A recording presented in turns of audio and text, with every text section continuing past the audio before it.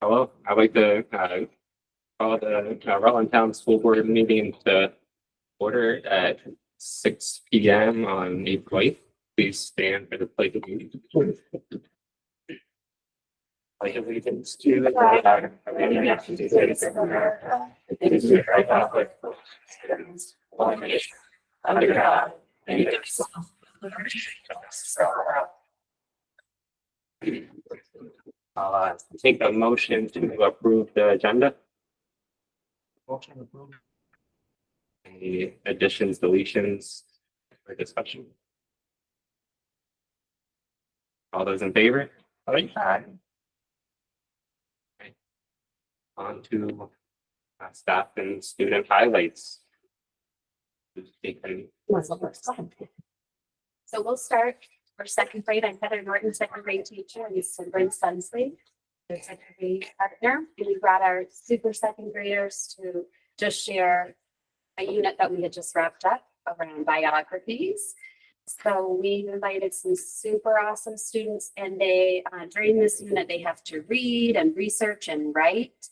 And then the end of the unit, they get to dress as the person they've researched. We have adult blindfolded judges that come in, parents come in, and then they get to try to guess the identity of our characters. It's a fun unit, one of my favorites. They work really hard, and they would like to either share, it's very quick and very brief, their biography or just a favorite thing from the unit.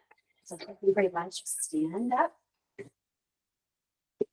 And we have Michaela Schiffman, Scarlett Laramie. Introducing Michaela Schiffman. Michaela Schiffman was born on March 13th, 1995. She has a mom and a dad and older brother. She's a Olympic gold medalist. She's the first woman ever with 2 legs and kidneys.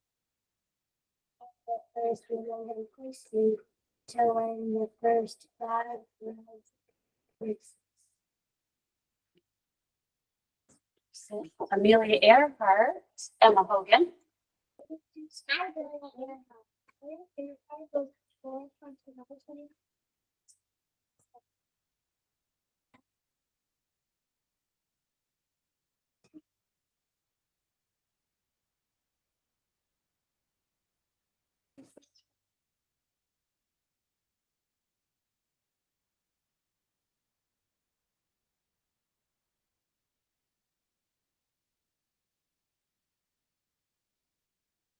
George Washington. Washington was born on February 22nd, 1732. Got married to Martha Custis. They got married 10 months after they met. Washington did not have a middle name. He was the first president. Died in 1799. Johnson Narrow, Saquon Barkley. Saquon Barkley was born on February 9th, 1997. The Washington has 3 brothers and sisters. Barkley went to Penn State. He played football in the NFL for the Giants. He now plays for the Eagles. NFL Russian Yards 2024 first team all for. Tom Brady, 7. Introducing Tom Brady. Tom Brady was born August 3rd, 1977 in Central California. Was a professional football player in the NFL. Because he was on market because he went to a lot of Pro Bowls. He won 7 Super Bowls. 6 with the New England Patriots and 1 with the Tampa Bay Buccaneers. He retired from the NFL and he broadcast games on Fox. And Jane Goodall. Using Jane Goodall was born on April 3rd, 1934 in 1960. Jane married Tom Hugo. She studied chimps and history. He published the first of many books about children. He also started a youth organization called Roots and Shoots. Jane walked the tunes for many years and she wrote books about that too. In second grade, it's also really practicing our writing focus, which is 2 paragraphs. They did a great job. Thank you.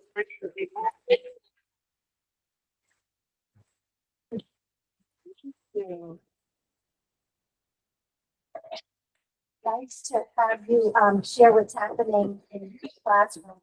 It's school come alive. And they were great. They were nervous, they did, but also excited. They should show up how well they do. Thank you all for being here. Thank you. And you don't have to say.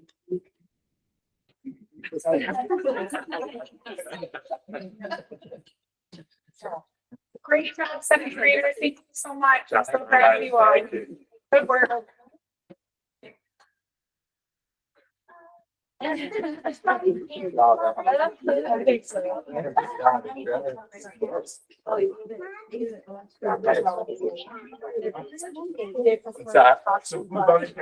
know, right? I know. I'm gonna be in trouble when it warms up. Thanks, guys. Good, yeah.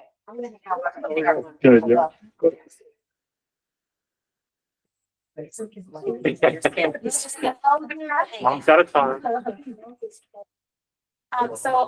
We kindergarten shared just a slideshow. I wasn't sure if we were going to be able to be here tonight or not. So, but just quickly, it's our science, force, and motion unit. So in kindergarten, that looks like we talk about what is a push, what is a pull. We talk a lot about friction. We talk a lot about gravity. So it's a lot of fun. Lots of different folks and experiments that we work on in the classroom. And then for the last 2 or 3 years, we've had the chance to go to Wonderfeed. And they, again, kind of go through everything, talk to us about it. The kids, they have to expose these questions for these kids and these experiments, and then you have to kind of figure it out. So you can see the kids here, like building ramps. They had little tasks and assignments that they had to try to figure out all the way through. And of course, we had some fun playtime in the museum after. It's a great resource for us. Yeah. I mean, and they have so many opportunities and programs that they run. And I know they do light. I know second grade is going soon. First grade's been going, so it's really awesome.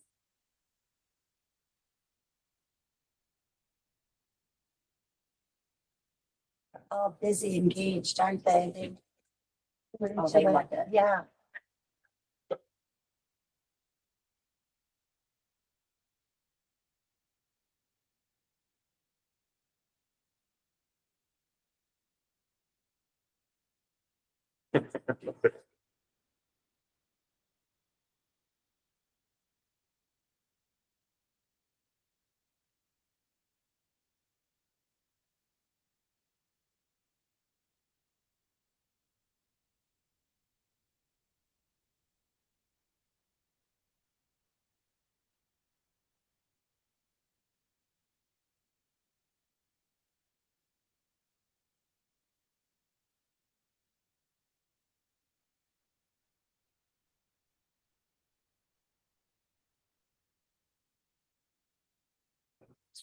Thank you.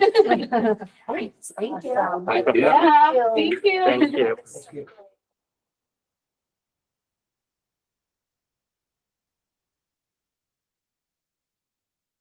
Next up, teachers, staff, community, family.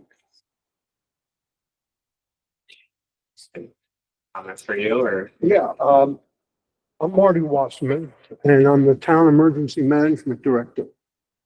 And I want to talk to the school board on the school.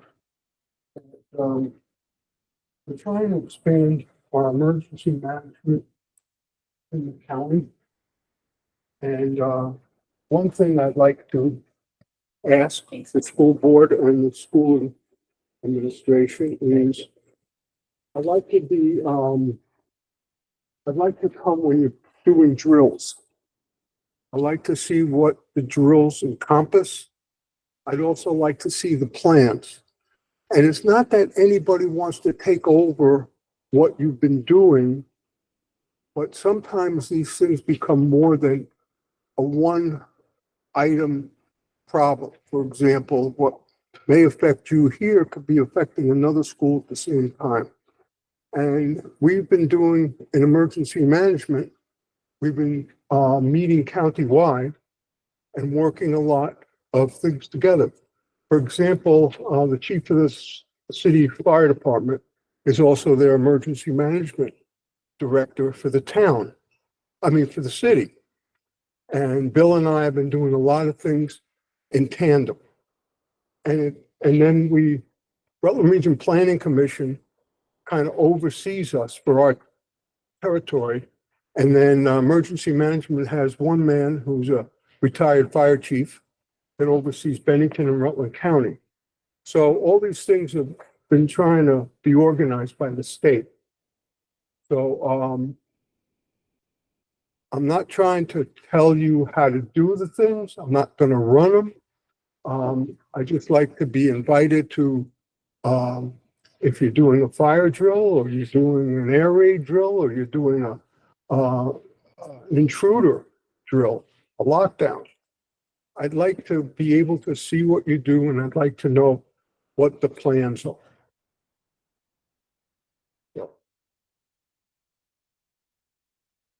Is there anything I can answer for you? I think at this time we just listen, and then we could put it as an agenda item for the next meeting, or it's kind of out of my purview on like what the state regulations and all that are. So that would be a kind of discussion for the admin superintendent. Yeah, I mean, I will say though that with the emergency operations plans, one of the items, I was talking with Rob Evans about this, is that as we do more tabletop exercises in which we bring in, like I said, emergency management director, we bring in local police department, fire departments, and how we respond to to an incident from multiple perspectives, and how they kind of coordinated. Because a lot of times we will operate within a bubble, but we really need to work with other entities as well. So that's something which we will be working on, talking about more in the fall. The summer around our retreat, and how we start rolling in tabletop exercises, including yourself and other organizations, and just how to respond to a situation here at Rutland Town. Just so you know, Bill Sweet, in the town, he is also the emergency management coordinator. So which is great. Bill and I have this department, but Bill's in town all the time. He's very available. Sometimes I'm not here, sometimes I am. But I'm very much involved with the planning and overviewing of things. So if you'd like to have me back, I'd love to come back, but that's all I was looking to do, is getting an okay from the board that I can overview what goes on here. Well, Amara, I don't know if you need the board's approval, and I think it's more, I don't think it's an overview. I think you'd be looking at how you coordinate with our school and other entities, how we work together to respond to an emergency. So, because I do know that we have to, there are certain regulations that the state requires us to adhere to. I know that we talked before about, the I Love You Guys and the Run, Hide, Fight are the two that's recommended by the state. But there are, Rutland County Sheriff's Department, police departments, who have different ideas about what they like Alice or this, but we have to coordinate with what Rob and the Vermont School Safety Center says around that. And so therefore you'll see when we talk about the language, there are a lot of similarities, just some different package approach. But I think that's where, Sarah and Mike would definitely be reaching out, and we'll start looping you in, and what that may look like. That. So I think it would be more of that coordinated response to if there, whether it be a drill, if there were to be a situation here at Rutland Town, to make sure that we, our staff and our students are safe. And I think our families know that it is a coordinated response. Thank you. And Marty, we have we just had a crisis team meeting last week. So Officer Perkins would be a great person if you want to touch base with him first.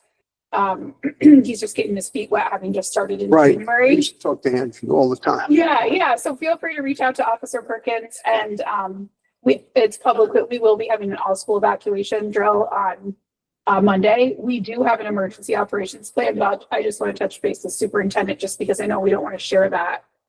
It's not like a public document.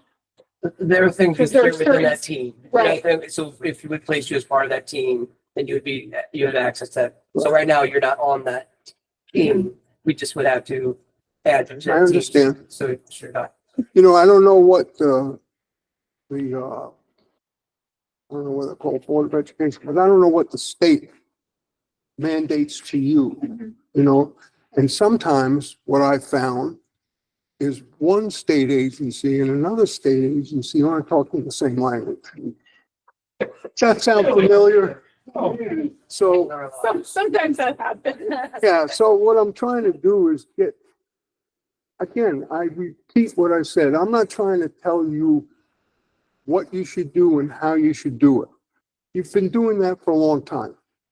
But I like to become familiar with it and work it in so everybody's on the same page. Yeah, we do a drill once a month. There's a couple of months where we don't have a drill. But we do a drill every month and you'll see right above those tissues and hand sanitizer, there's posters that show the language that we use Right. for each of those drills. And yeah, if you want to reach out to Officer Perkins, I can give you a heads up. I'd be happy to meet with you too. And Great. as long as I get the green light from my boss, sure. Yeah, and I think it's important to connect with other agencies. Heaven forbid there ever were an emergency. You know, we're Yeah, gonna. we don't want it call to you. happen. So we're lucky to have him Yeah, here because we didn't have anybody. I kept getting that chirp in my ear, my wife, you know, nobody to protect their kid. Have somebody, so contact him, maybe you can come Monday with him and watch how we. Okay. do the I'll get a hold of him this week. yeah, yeah. I'll come back to school. It's here. Got it. Got it. Yeah. Okay, well, thank you Great. for letting me speak. Yeah, thank you.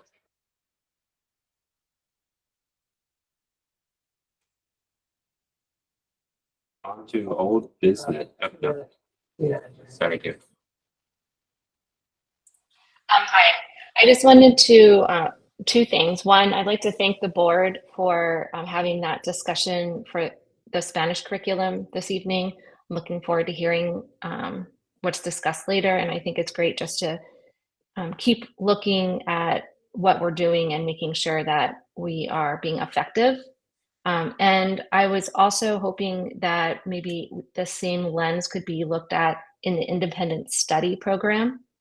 My son has been in independent study the last 2 years, and it seems that about half of the year, they do some great projects. They learn a little bit about coding, they do some extra art, they do some videography and other projects.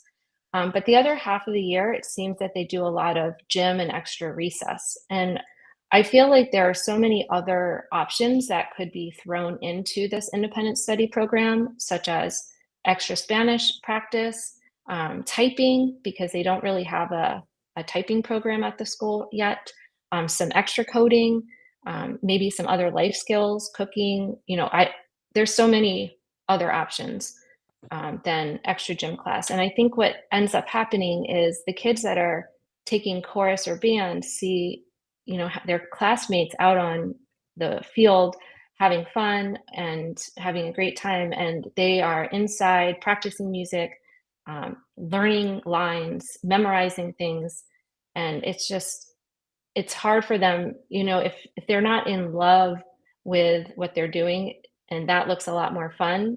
I feel like it's just an easier option for them to pick extra recess over, you know, practicing their instrument.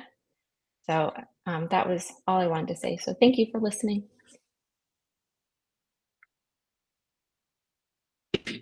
So we will move on to the Spanish class discussion. Have a seat up here with us. Sure. I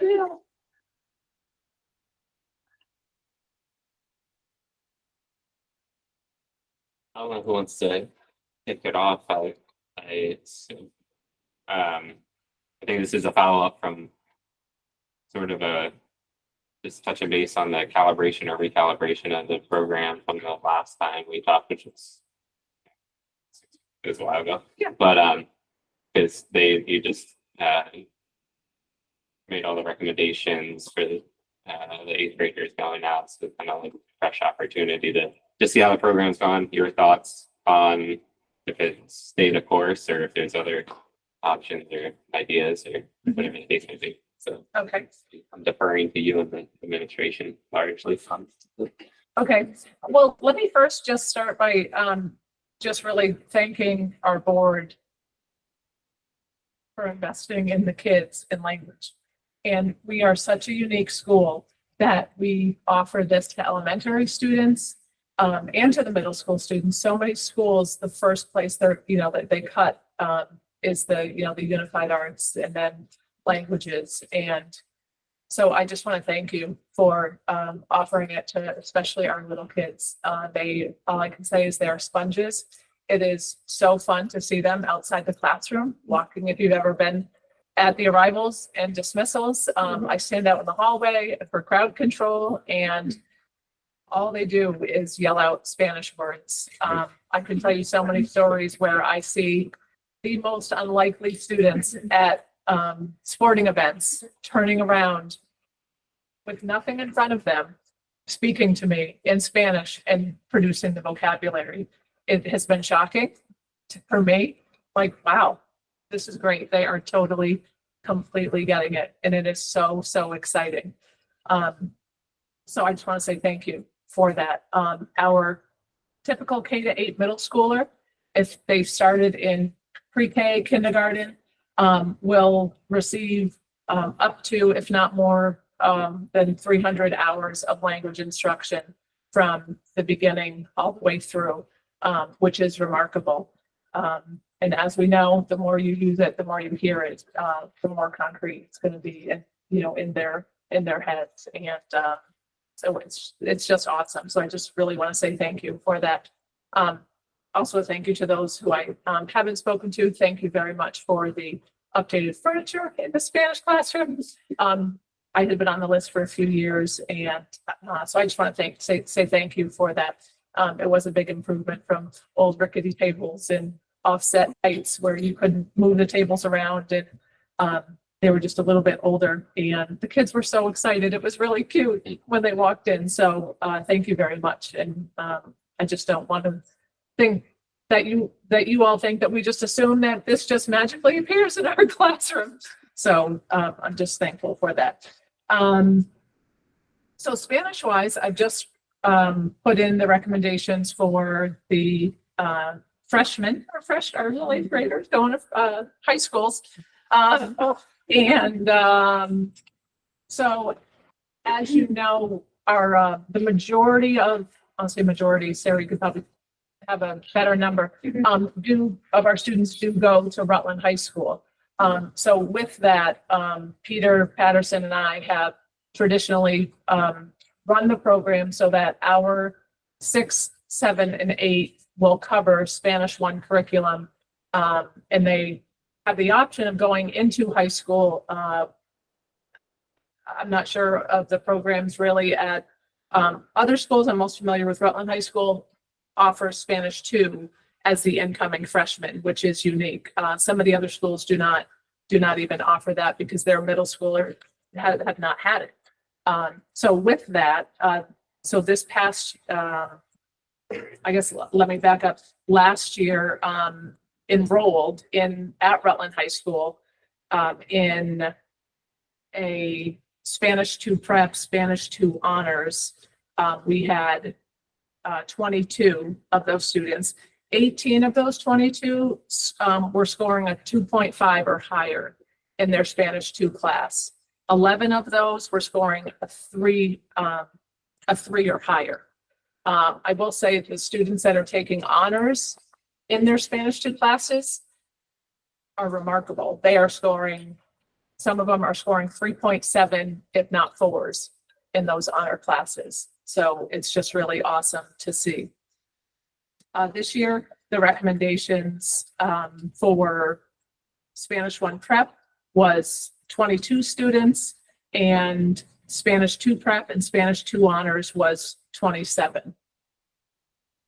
I think I think it's going very well with each year. I am able to take the seventh and especially eighth grade curriculum, and I am covering more material every year. So I'm backing up my material where last year I might have started in a certain chapter in April, now I'm able to start it in February or so. I'm just slowly inching back and covering more material as each year goes. And, the planning and the classroom time becomes more efficient because kids are remembering it, what they did the previous year. So it's really exciting to see in the planning.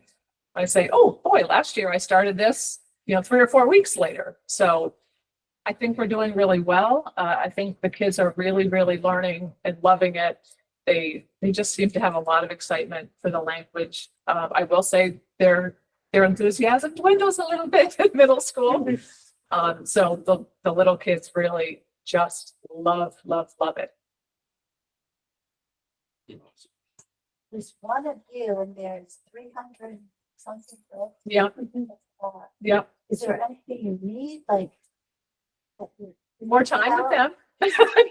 Yeah, the time is hard. Scheduling is tough.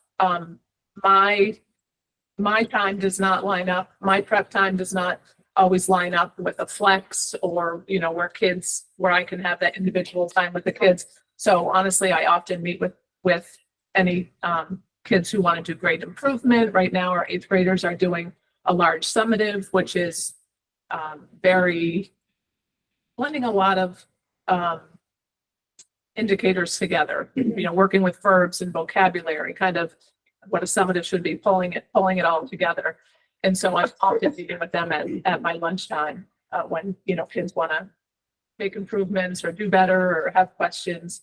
So I find the scheduling is difficult, but if students want certainly to make those improvements, I'm more than willing to make that time. But just more time with the kids would be obviously fantastic. It's interesting. We have two students. One, he, I believe is 3rd or 4th grade. Newer student is fluent at home in Spanish. So anytime I see him in the lunchroom or anything, I'm speaking Spanish completely with him, with the other kids listening. And then there's another student whose family speaks Spanish. And so between, those couple of students, it's fun to see other students hearing it. And yeah, but thank you for asking. And I can always certainly get more feedback. Yeah. Any specific questions or I guess big picture questions on what the board has for where we are currently or where we want to go?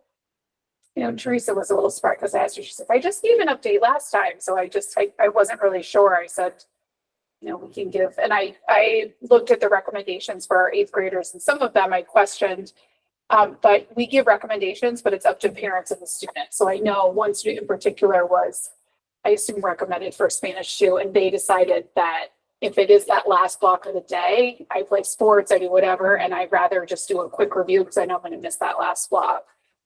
So sometimes that's hard. We may make recommendations, but it's really up to the. Out of curiosity, what's prep versus honors? Is that just where they pick up like in the book or is it? At Rutland High School? Yeah. Typically from my kids' experience, the Spanish 2 and Spanish 2 honors has been a mixed classroom. So you'll take, and I told some of the students this, you'll take a Spanish 2 class and it'll be a mixed honors and prep in the same classroom. And then honors will have additional assignments or additional vocabulary as I have understood it. So I don't know if they can necessarily fill 26 students of honors, but you'll have a mixed class with honors being a little more demanding. Yeah. And the was a lot more writing maybe, but maybe English and social studies. I'm not sure about Spanish, but going to be more writing. I mean, I will say the freshmen going into high school, they do have a lot to consider. Sometimes a Spanish 2 class won't be offered both semesters. So if they go in as a freshman, it might be more of a Spanish 1 class, or they might only run Spanish 2 in the spring semester. And so if that student is bogged down in their schedule with whatever else they want to take, they might say, okay, well, I'll take Spanish 2 my sophomore year. There's some sophomores who've taken Spanish as a freshman, also. So I think it depends, like Sarah said, on what their preferences are. I know even with my own children, and I've shared this before, when they've had a really challenging schedule and it's honors, honors, honors. And though I'm their mother and the Spanish teacher, they haven't always gone for the honors classes. And I say, you know what, take prep, or honestly, if you really want a little bit lighter schedule, retake one. And there's nothing wrong with retaking one and really getting a firm grasp on the content. I would call them one of my star students, really, really strong in Spanish. And they came back from their registration last week and said, oh no, I'm retaking Spanish 1. What? You're retaking 1? And oh yeah, it's just my schedule and I think it's going to be better. And okay. I've heard that before. They're like, it'll be an easy 4, right? Yeah. I'm like, oh, so, so I don't want to say that these numbers are an indication of, where our program is, and the lack of numbers isn't necessarily our kids aren't being prepared. I think it's the high school process and, what their choices are, in my opinion. But, I asked a question which might be ignorant, and maybe you covered it like 6 months ago because I wasn't here. But you said you wanted more time with the kids. Is there anything out there that like shows, best practice? Like, so you weren't doing as much with the little kids, even though they love it. And I know that firsthand because like singing Spanish songs all the time. But like, is there anything that says like if you didn't do the younger ones and you spent more time like with the middle school, who you said kind of are like maybe pulling back? Is it more beneficial to like do it more like immerse them like at an older age because they're getting more time with you, or is it really just sprinkle it throughout the 8 years that they're here? Like, is there anything that says on? Oh yeah, Oh, okay. Yeah, there's a lot of I guess documentation, and the younger you get students learning a language, the better. Their brain is a sponge. They soak up the language better, they understand it better, they retain it better when they're getting it younger. So just a little bit that you're able to spend with them, it's better than just like work on the older kids. That makes sense, because I know they're like, oh, you kids learn languages in the household when they're first growing up, that's like the best way to do it. Yeah, So I just didn't know if the that's later very it starts, true. Yeah. the less they will retain is what most of the research will tell you with the language. Yeah. Any of it, I started in high school. I was kidding. But in the past few years, our struggle has been the schedule and the need for the math and English hours that went up. And so a few years ago, I had them 2 days a week. If it was one particular class, I would have them twice a week, 1 week, and then 3 times a week the following week. And then so it would flip flop. So it would be 2 1 week, 3 the following week. And now we're only at 2 days a week. I mean, if schedule wise, if it were to change, I don't know if I could continue covering the Spanish 1 in 6th, 7th, and 8th grade and have them adequately prepare for Spanish 2 in high school, should it drop down to less than 2 days a week. So I feel like the past few years, the schedule has dictated our foreign language time more than anything. And we're working on the schedule, and that a couple of years ago, we needed to expand our math and ELA time, our core content time. We looked at our schedule. We love all these specialists, tech ed and health and independent study and all those things, but we needed to expand core content to get our academic scores up. So you can't take from PE, you can't take from art, you can't take from music. So you have to take some, and you can't take from lunch and recess, of course. So that was the one thing. Yeah. Colin? Do we have any indication of how our kids are doing, not just the Spanish 2 kids, but in Spanish 1? Or how are we testing once they get to high school? With an immediate follow-up with hearing what I'm saying, it sounds like we need to get more exposure, but the scheduling is a conflict. Does it make more sense to be targeting 6, 7, and 8, or actually targeting the younger kids to give you more time with them? I'm personally not that concerned about Spanish 1 or 2. as I'd have them, I'd love to have them exposure, but really good exposure. So whatever level they step in, 1 or 2, that they're very proficient, and they have a solid base. And, if we're trying to manipulate the schedule, what I'll ask you, and it sounds like study wise, it makes more sense to try to carve out younger kids to get more exposure versus 6th, 7th, and 8th. So the students entering 1 prep, say last year, so they retook Spanish 1, and just in this as freshmen. So if any of Rutland Town sophomores went in as their first year of Spanish, maybe their schedule didn't allow for Spanish 1 their first year. So this is freshmen only. We had 8 students take it. They were enrolled. Out of those 8, 5 scored at 3 or above, and 2 scored between a 2.9 and a 2.5, and only 1 was below a 2.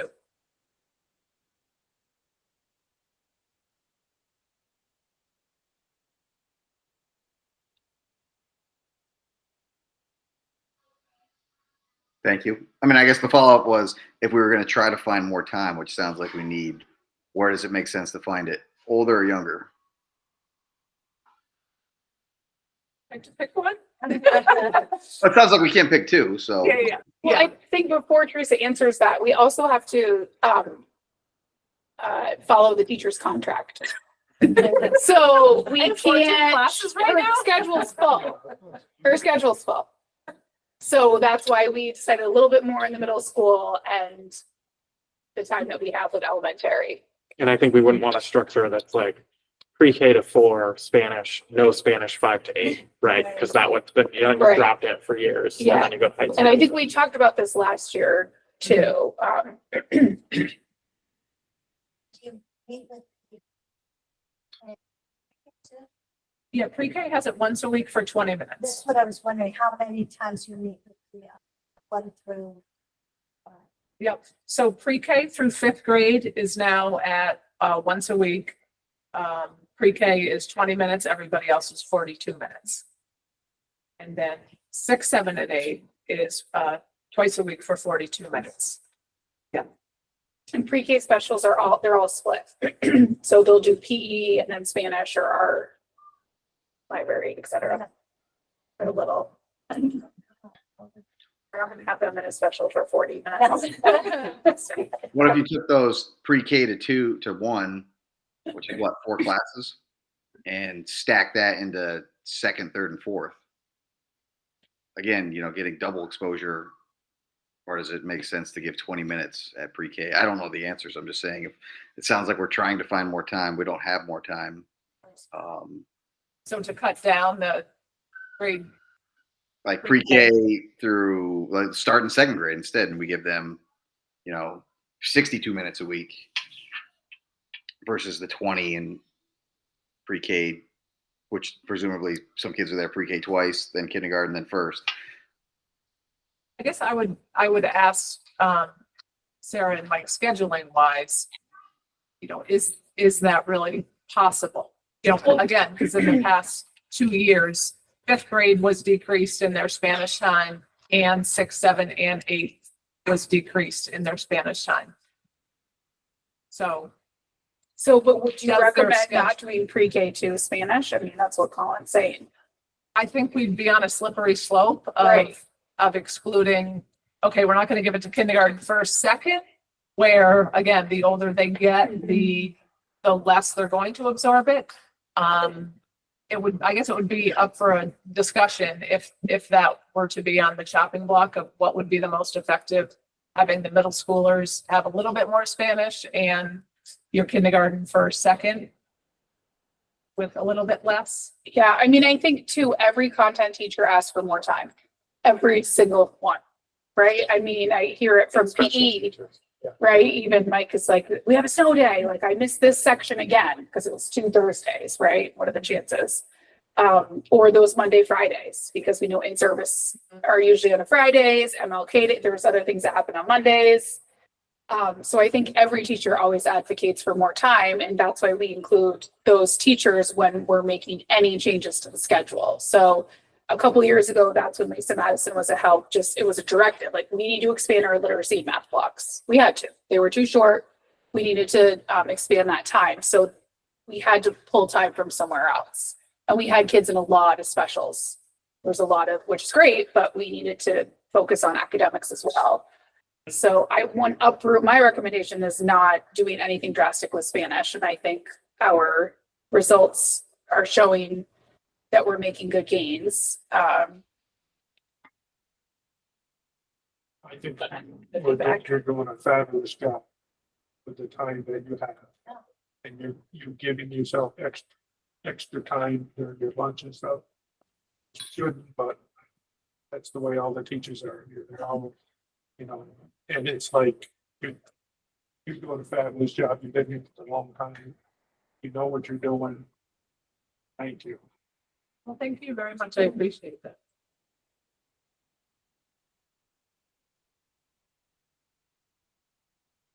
Any other questions? Concerns?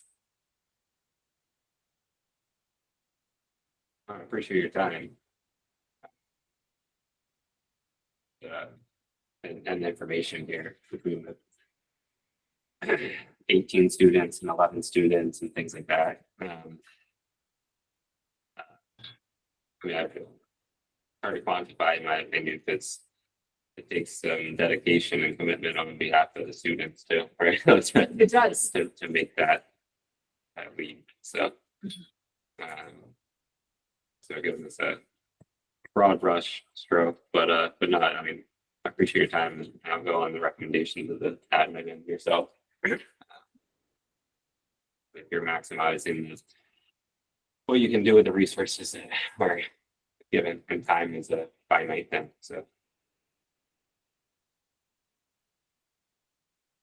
Yeah, I guess, the question I leave with is there more time in the student schedule to add more language to our middle schoolers?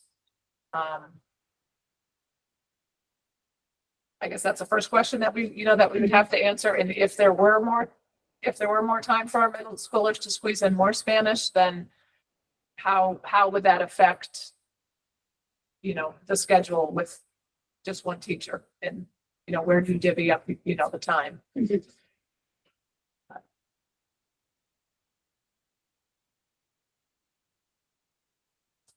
Alan? So, and I understand scheduling and where we're at. Is there any opportunity for kids that want more help or want to immerse themselves more? Is there a Spanish club?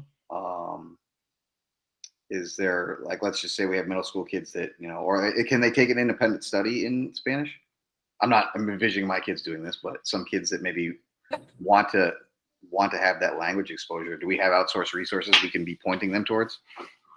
Well, currently, let me fill you in on a student that I'm working with right now who wants more Spanish. And so I have created some additional curriculum for this student, and they are continuing to move at a faster pace than what the current class is doing, and moving ahead in the book to essentially better prepare them for what they choose to do in high school. And they're very motivated and they absolutely love it. It is the student who's always asking, how do you say this? How do you say this? How do you say this? I want to say more. And so that's something that I'm currently doing. We certainly could look into doing things after school if there are welcoming parties to add on to the Spanish teacher's time. And I would love to do that, but I honestly, I feel pretty maxed out right now on the number of preps that I have, and staying sane. But yeah, I would love, if there's interest and there's adults that would come alongside me, that I think it would be an awesome opportunity. That is certainly one thing that does suffer in the program, is the cultural point, because I really feel driven for the communication and the language, and we do have a little bit less culture than I would like, but I wouldn't feel right sending them along to Spanish 2 without, the concrete material. And 42 minutes twice a week is not a lot of time then when you throw in student-led conferences and half days and, the Fridays things that Sarah was talking about. But yeah, that would be great, Colin. I would be very open to all of the above.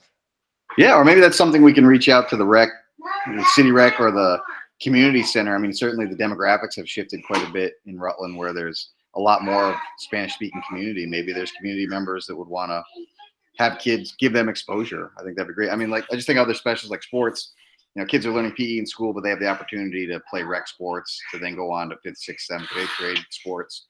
Or maybe there's a community center where they can immerse themselves in Spanish speaking people that I'm sure would love to help teach as well, just given their heritage. So not necessarily your job, but maybe we could be reaching out to the community at large. There's a lot of Spanish speaking people in our community now. Mhm. Yeah. I know you don't go to TJ Maxx often, but they're there. You hear it. You go to TJ Maxx, you will hear Spanish everywhere. It's our biggest. Yeah. But. All right. Thank you. Yes. Thank you. Thank you, Teresa.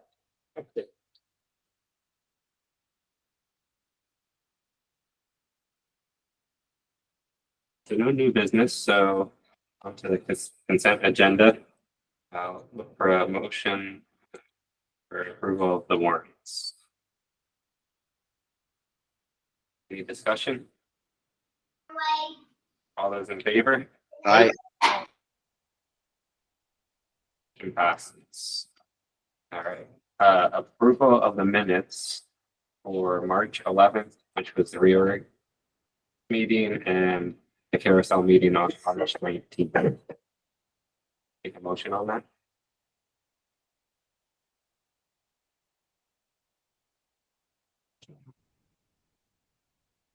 Any discussion? All those in favor? Aye. Aye. Motion passes. Superintendent's report. Thanks, Tim. I have a few items to cover. I know usually I just kind of ask their questions, but tonight I do want to just talk a little bit about first of all, the RTSD budget communication survey. In the resource folder, last month I placed a draft of a survey that can go out to stakeholders. So if you have any feedback, please let me know. If not, we will then draft that, get that ready to go out to parents, staff, community, end of this month. If we have to spring break. So just let me know if there's anything you would like to add. If not, I'll just take sounds as consent in this particular case. Move forward with that. We also are, I met with the board chairs, our executive committee to discuss revamping our GRCSU board member training and also to help us better meet the requirements of the district quality standards, which we have to assure. So what we are going to do is each month prior to the GRCSU board meeting, we are going to have about a 45 minutes training session that'll be both offered in person as well as virtual. And each month will be themed around different items that the VSBA has. We've kind of laid out a long laundry list that new board members should be aware of, as well as existing board members. And so what I did was I kind of placed it out on a month-by-month basis to see what that would look like. And so before the May 10th board meeting, I'll be sending an invitation probably late this week. I'd say probably Friday. We'll have a meeting at 5 o'clock. We'll be covering just some basic ground open meeting law. How a meeting is run, just about, the Robert's Rules small board. Just other items, work through a couple different scenarios, particularly around, a variety of things that both new and existing board members particularly find themselves up against. I think that as board members, but as well as parents, as well as neighbors, you find yourselves in a variety of unique circumstances where whether you're at a basketball game and say that, I know last year we had a situation where the majority of the board was talking about a 7th grade trip and where we just had to recuse themselves because they were personally involved. But if say you're at a basketball game and 3 or 4 of you are sitting together, watching your play and someone asks a question about something that's occurring, and you start responding, then that, does that, constitute a quorum, that if you're now having a meeting of public concerns? So these are the items and things we kind of talk about, is about how to better navigate board meetings, just the board work as well as governance. And it'll be done with conjunction with myself as well, with the board chairs. And obviously, as we go meeting by meeting, we will, we'll take suggestions on things that's, so, Jill, Linda, Jeff, Tim, Colin, you might find that, hey, there's a topic that we might want to cover. We could put that on the agenda for the next month. But it really is trying to make it more immersive, more meaningful for all board members. And so members of public will be invited to attend as well. Won't be participating, but they'll be invited to hear like what board work really is. Because I think sometimes they don't really quite understand how challenging board members really can be, and also the amount of red tape that board members find themselves in as well too. So sometimes you come in and make a difference, and say, well, okay, well, I can't do that. Well, I can't do that. Well, there's a statute there. So just understanding really, how to navigate that. So I don't know, Tim, does anything you want to add to that part of it? As well, so. Yeah, no, I mean, I think coming out of those meetings, what I had suggested was basically that 40-minute snapshot just be the fundamental basis of the topic. It would, just, kind of give a little bit of a blanket understanding of the concepts, and then it's to the purview of the board member to dig deeper into that particular topic, or feel like they're comfortable enough with that, and there's something else that they are concerned with or have interest in, or have been, maybe a community member has approached them about, then they can, on their own time, kind of dig deeper into those topics and subjects. But, kind of sticking to the fundamental basis of each topic for that 45-minute window, knowing that everyone's time is stretched already and things like that. And then, will be a virtual option and recorded. So, It's a great idea. I will certainly participate, because these meetings are so different than other meetings that I've been in. I've been in lots of different kinds of meetings, but this is really a public government meeting. So And as Tim said, we'll house these also on our website next to our regular board meetings. So, and all the materials will be in, we'll have a resource folder as well. So people can access that anytime.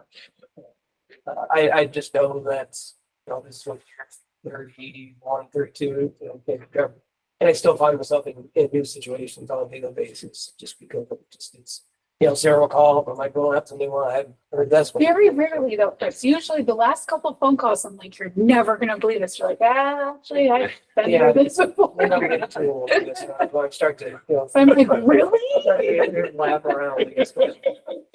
A couple of things, and I know these are just more updates. I know that age 454, many of you should have seen the update today from the Vermont School Board Associations, but it did pass through the House Ways and Means Committee by a vote of 7-4, due to the House Appropriations. I think it was actually starting today, this afternoon. We're just keeping an eye on what happens with this bill, and obviously when it's goes to across the Senate, what will happen to this as well. But obviously other things that we are continually just keeping an eye on, particularly around class sizes, which doesn't really impact Rutland Town as much as those schools are GRSSU, but obviously tuitioning, school choice, just even redistricting and what that may look like. And I know in H 454, they did have a timeline, which if you have an opportunity to take a look at that timeline, just take a look at that. That is just a recommendation. I know there are a lot of ones, but it does kind of give you a layout in terms of the work that needs to be done between now and under this bill, between now and I think July 1, 2029. I think is the final date where everything will kind of be set in motion. So there are some incremental steps that will be taken. But like I said, this is an ever evolving, constantly changing dynamic that really is, what's happening in the morning might change by afternoon. Day to day. So we don't like to speculate on too many things, but we're just trying to keep a close eye on items. Speaking about ever-changing items, I know many of you saw with Title VI, with the Office of Civil Rights Act. So each year, superintendents are expected to sign off on assurances. There's a long document that we receive in a variety of also, state law, federal law, basically saying that we are in compliance with all of these items. And Title VI, the Civil Rights Act, is one of the many items that we will give assurances on. And what Title VI really is around just discrimination, around racial discrimination. But in the past week, we've seen that the interpretation of what this act covers and what it doesn't cover has been politicized in one way, shape, or form. And I think it's one, and I think last Friday, I think it was Friday around 5 o'clock, the superintendents received an email from Secretary Saunders saying they just want to pass down that we received this recertification from the Department of Education. And by next Wednesday, actually by next Thursday, sorry, the 10th, we just need you guys to sign off and just move forward. And we're like, well, what are we signing here? This is something which we're doing. We are always in compliance with state and federal law. And so, we did, I did reach out to our attorney who was on top of this. I know the Vermont Superintendent Association, the Principal Association, the School Board Association, Vermont NEA all met with our Vermont Attorney General, Jerry Clark, with Secretary Saunders, just trying to get a better understanding of what this is and what it isn't. And I know that Secretary Saunders has said that that particularly around programming or things we're doing around diversity, equity, and inclusion will not change. There are certain things that an executive order does not trump the laws that we have in place here in the state of Vermont. And that she goes in full support and looking at the work that we do in our schools, nothing would be impacted. But we always say as of today, because we don't know what the future holds and how things will change. And so with that being said, I know that we received an email from Secretary Saunders late yesterday afternoon, which basically said that school boards, superintendents will not have to certify that this, Jerry Clark, the Attorney General, and Secretary Saunders would be taking a similar approach to other states, where basically they would just be sending a single response back to the Department of Education, roughly saying that we are, our schools are in compliance, we continue to follow federal law, and we will, do what we need to do. But that obviously has caused concern in a lot of, community members because we see what goes on, and there are some people in our communities that are excited about what's going on. There are people that are afraid of what's going on, and that's just the reality of the world we live in. But our goal, we set forth our strategic plan a couple of years ago. It was to make sure that all students and staff feel welcome, feel safe, feel affirmed, and that everyone have equal access to high quality education, high quality programming. And that goal has not changed, and we will continue to provide that for our students. So when the student staff walks in, like I said, they feel like, they feel welcome, they feel cared for. I don't like sound corny, but in a sense they feel loved. And I think, now obviously that looks a little bit different for a high school kid than a kindergartner, but they do feel valued and feel affirmed. And that is our goal, and that will continue to be our goal. So I just, just want to state that, but because I know it's been an interesting 3-4 days just during what's going on. And I think last night WCX was still running an article which did not necessarily update with what was going on, the recent developments. And I think that's where I think even the Vermont School Board Association just said something else this afternoon, provide an update in terms of what happened yesterday. So, but this is the world we're living in. On a national level, state level, local level, just the impacts. It impacts all aspects. And I think the biggest thing is just to continue to ask questions, and we'll continue to move forward. If there's ever a need for, as a board, to decide how we move forward, then we'll bring that forward. If anybody has any questions about any of that, I'll be more than happy to answer. Except to say bravo to such teamwork with those people involved that you said, Matt, and talked about what's best for our students. And keep doing what we're doing so they can learn in school and be safe and supported and valued. So It's wonderful. Well, and I'll say this, Linda, you know, like I said, 30+ years, that the goal is, for me, at least as change education, that's just every single kid just feels, it said welcome and valued, safe and affirmed here. You know, that they walk in, they're seen, they're cared for, that's, and they have a high quality educator in front of them that is going to provide everything that they need in order to be successful. And they look forward to coming to school. That's most important to us. It's like excited to come to school. So, Yeah, I've seen that in our school and the schools in our district. I've been in every one of them and other schools in Rutland. You just feel it. You can feel it. So doing that. So fun. any other questions about anything else? Thank you. Thank you. Was reported. All right, so the cap is done, but we have a ton of makeups. So shout out to all the teachers and kids that are still working hard. Mr. Lamar and Mr. Bertoloni worked with partnering with some area businesses to do, some of you may remember I did this when I started here with like a raffle. So for those kids that are just putting forth effort, and the grand prize is an iPad, and kids are asking me every day, when is that drawing gonna happen? They're in suspense, yeah. So lots of makeups going on, and thank you to everybody for being patient. And I encourage you all, parents, to try to test online if you haven't already. Fifth graders have trout in Mr. Escock's room, so those will be released later. We're doing our first National Schwa Day on Friday. So I know my family's getting a little concerned between the gill feather turnip seeds that are here in Schwa Day. They're like, what's happening to you, Sarah? I get excited.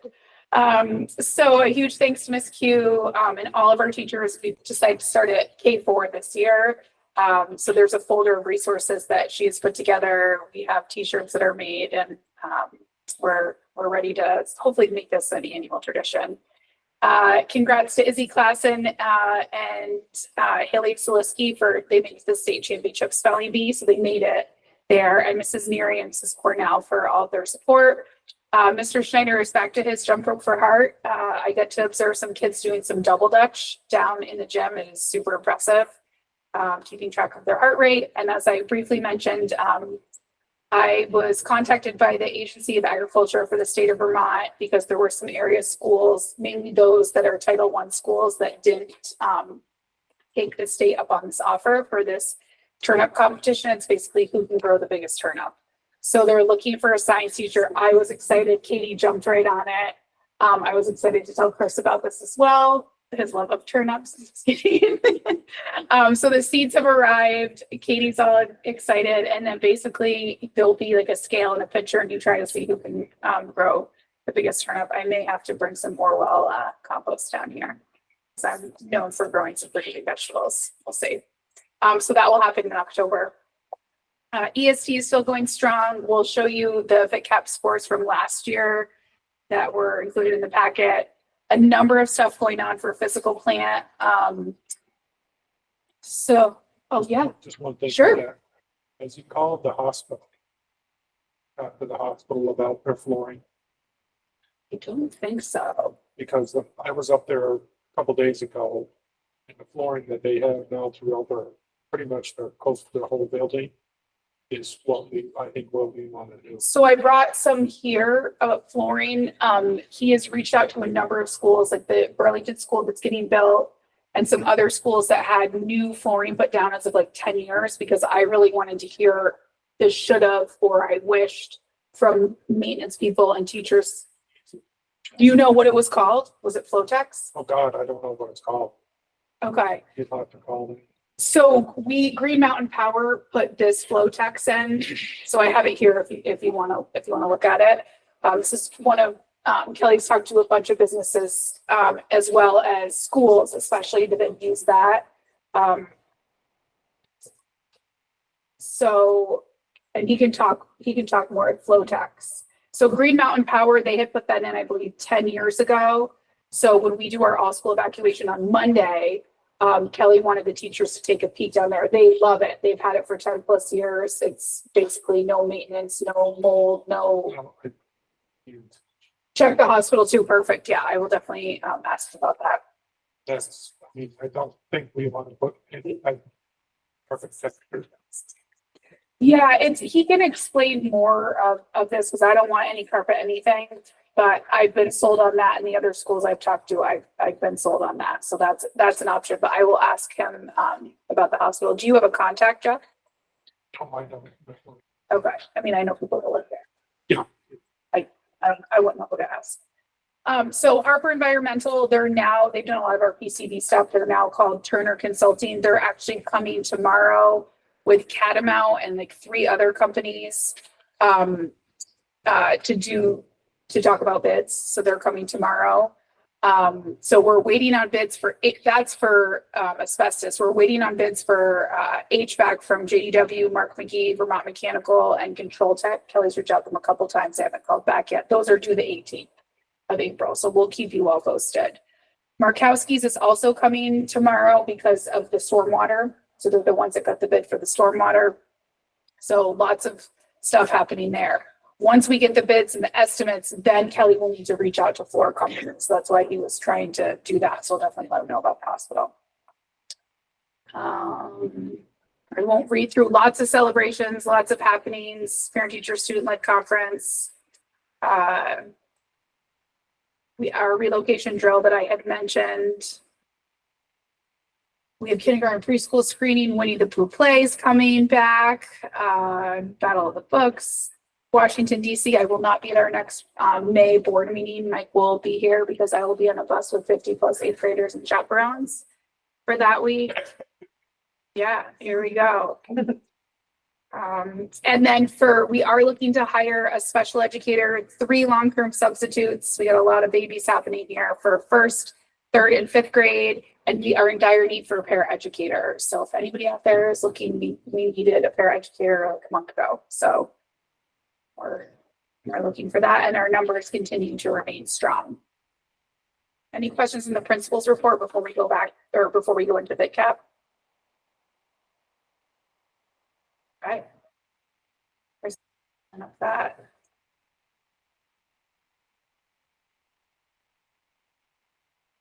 Okay, so as you know, all schools in Vermont are required to take the VITCAP, and Mike, chime in as much as you want.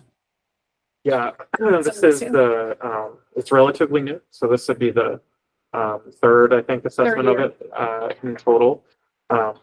So much smoother than I think in years past it's gone because we've kind of got our feet under us now. So it is relatively new, a little bit different, obviously, than the SBAC as they kind of do that, but the grades are the same that are still assessed. Same standards, the Common Core and for ELA and math, the NGSS also. Difference, this testing window is a lot sooner with the VITCAP assessment. So we started on March 10th. We here started the very first day of testing because we tend to have a lot of makeup tests that we have to do too. So that's why we're ahead of the game, pretty much wrapped up minus those makeup tests that have to be completed.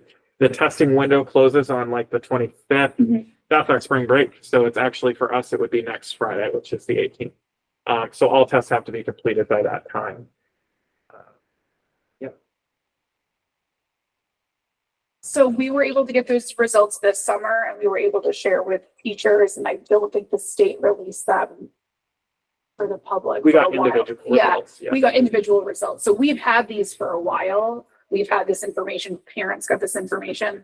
And I just like to, this is one measure of students, just like similar to our fast bridge, that's a measure. But there's, as I mentioned briefly at the last board meeting, for some kids, this is a lot of pressure. And they're just little kids, and I just tell them do the best that you can. And, everybody has good days and bad days. And some of them spend hours and hours and hours.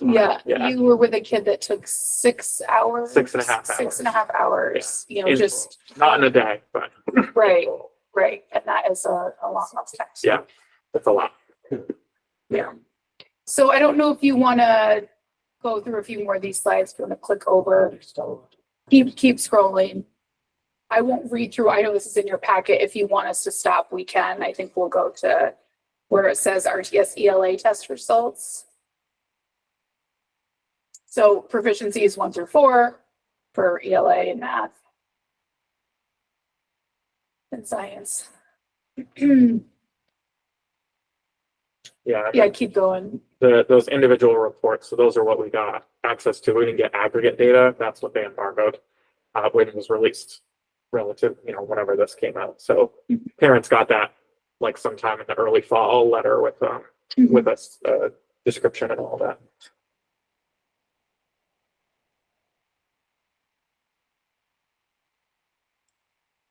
Sure. So here, I mean, the next 3 slides include our ELA, math, and science. So you can see we saw an increase in our English language arts. We saw a 3% decrease in math. We did see an increase in science. And then the average scaled score for ELA is higher than the state average. And then the average scaled score for math for Rutland Town School is higher than the state average. And the average scaled score for science, 5th grade state average was pretty close. And then we were the same state average for 8th grade science.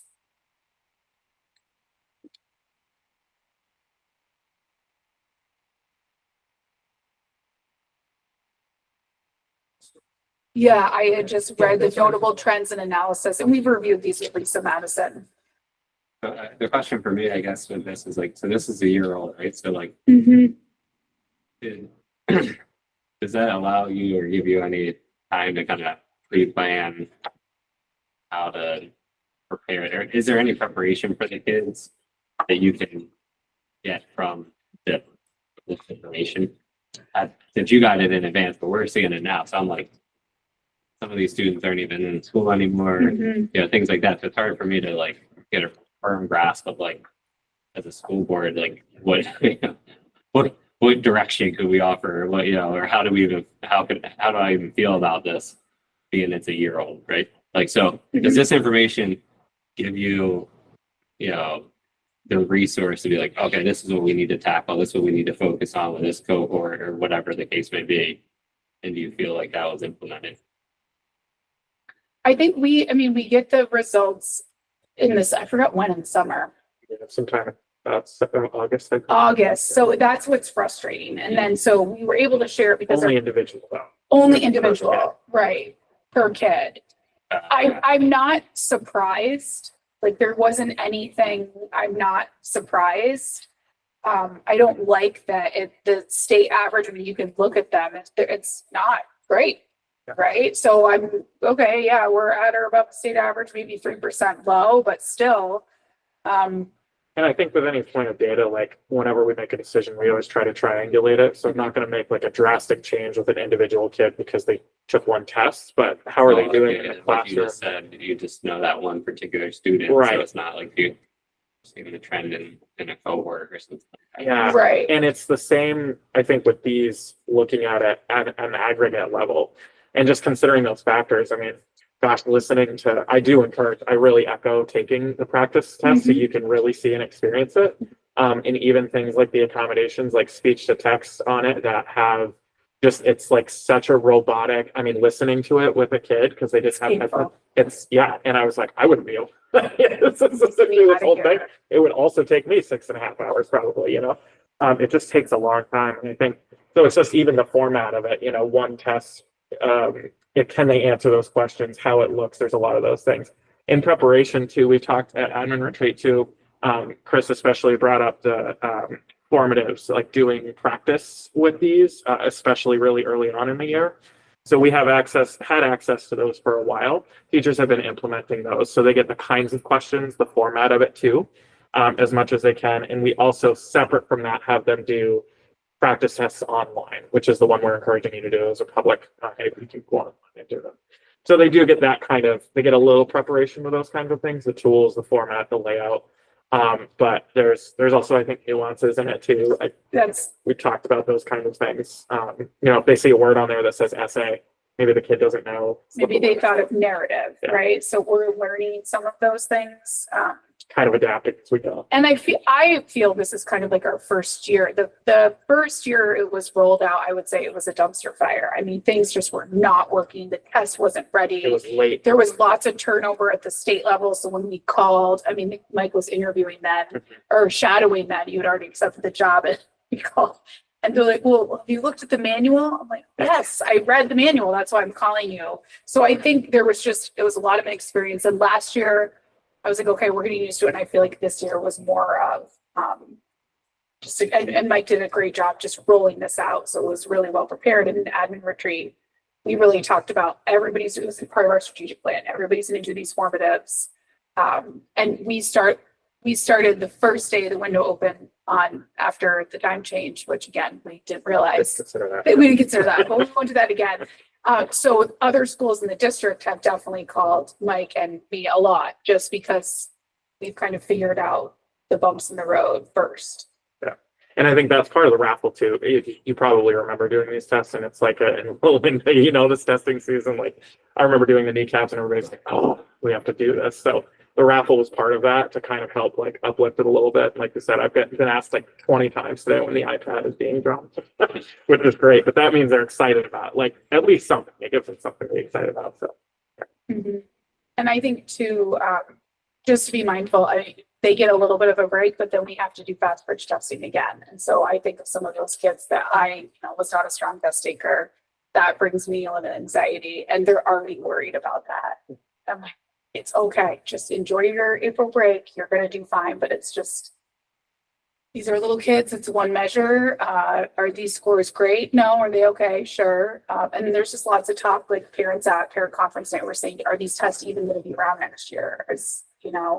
And Mike and I were just talking about different countries and how they may report out on how amazing their kids are doing, but they're only testing a small portion of their students and a certain population of students. And so like Chris said, every day, we don't know what tomorrow's going to bring, but today these are our scores, and this was shared with our teachers, of course. I think it's like overall piece of information, but like drastic changes based on this, I wouldn't warrant, unless data was triangulated to show that. But I think our fast bridge scores really contrast this, which is interesting. So.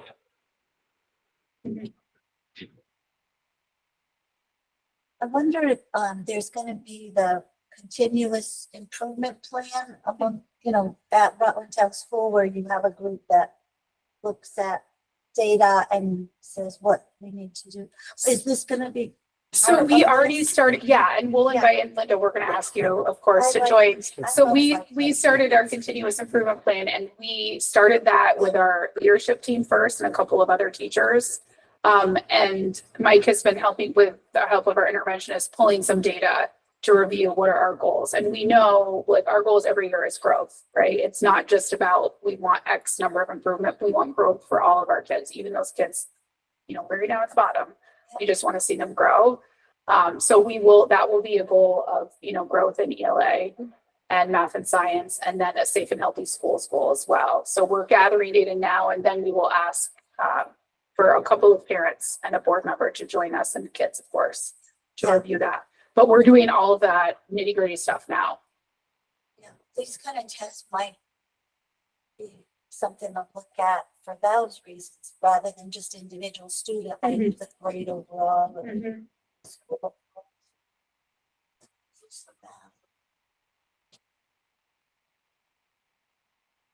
Thank you.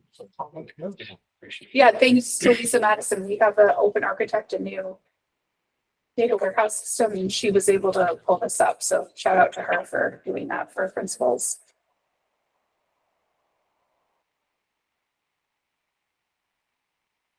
On to finance. Monthly reports in the packet. And then you wanna speak on that? So, Louis cannot join us tonight. I know I shared some things, items with Tim that he can share with the board, but I do believe there was a budget forecast in the resource folder that you all had access to. And let me just make sure. Yes, there is, and that is as of April 1st. So right now, Rutland Town is anticipating a surplus of $626,000. And that's for a variety of reasons. And I know that I believe 60% of that is due to tuition related items, both on the expense side and the revenue side. So these are items that really are out of our control. So it's not as if, we over budgeted or padded a budget. It's just that, particularly when you have a school choice school and, that there are some years you'll get money back and some years you won't. And obviously the fluctuation in terms of students and, eighth grade classrooms and, graduating high school class and the incoming eighth grade class, just the offsetting items there. So it is a good problem to have. I know Lewis has recommended that the board use these funds, kind of try to spend this down, particularly, around some building maintenance issues. We already have money budget for asbestos and the abatement on that, but I know that when Lewis and I met with Sarah and Kelly, we talked about like the HVAC system, and I don't know if there's some items you want to talk about that. Yeah. Address, or if there's anything else on that you want to talk about before we get into some of these items. Yeah, so one of the asbestos plan that we had, I don't know a lot about facilities, but I do know when asbestos is under my feet and I hear the crunching. So there is more areas of asbestos that we found, which we knew. So that makes me a little bit nervous with any construction, right? We have money set aside. So one of the things, I have an updated facilities plan that's in your folder that was added. So there's a couple of things that I wanted to see what the board would agree to use some of the money for. It was uploaded. Uploaded to the shared drive. Alright. I will hand you this copy. I just made I think I took notes on this draft one. Yeah, I'm. Yeah, okay. So I think for HVAC, one of the things is that getting some people on the roof to do some of that filters for the roof. I don't know what the language to use. That can happen now. So I think if they could get in here, we have to have a separate board meeting for once the bids are due to see who we're going to go with. But that's one option, is that to use some of that money if they can do stuff with HVAC on the roof with cleaning, whatever. I mean, I'd have to defer to Kelly for that because I don't have the nitty-gritty, or that you probably know what I'm talking about. Yep. A couple of things that I was hoping to use this money for surplus. The first thing is cameras. So I've talked to the board about this a couple of times. So yes, we took out a bond for security years ago. The cameras are dated. It's tough to use. So I have a quote from Greg, our director of IT, and I would like to we have $40,000 in our tech line because Greg has used all of grant money for our tech so far. So all our new computers and stuff like that. So we have 40 grand set aside. So in order to get new cameras and door access controls, that's just like our swipe card and all of those things, that's going to be $70,000. So if I drain the tech line of $40,000, so that's not really in there. So door access controls, 30 grand. I also want to do